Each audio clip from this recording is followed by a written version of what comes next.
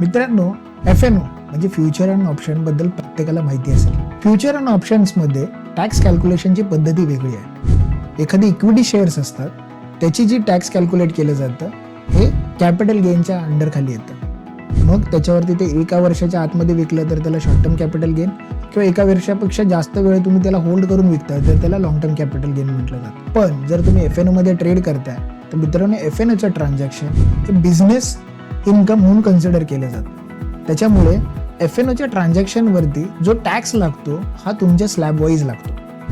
जर तुम्ही इक्विटीमध्ये ट्रेड करत असाल तर तुम्हाला शॉर्ट टर्म आणि लॉंग टर्मच्या पर्सेंटेजनुसार, म्हणजे जर शॉर्ट टर्म असेल तर तुम्हाला 20% आणि लॉंग टर्म असेल तर तुम्हाला 12.5% हा टॅक्स लागतो. पण जर तुम्ही FNO ट्रान्झॅक्शन करताय तर त्याच्यामध्ये तुम्हाला बिझनेससारखा तुम्हाला त्याच्यामध्ये बरेचसे बेनिफिट्स भेटतात.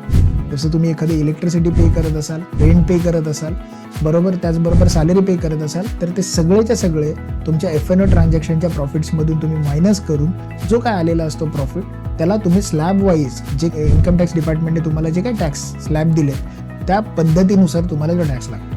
त्याच्यामुळे FNO मध्ये ट्रान्झॅक्शन करताय, ट्रेड करताय तर तुम्ही तुमची पद्धत स्वतःहून कॅल्क्युलेट करू शकता आणि तो गव्हर्नमेंटला पे करू शकता.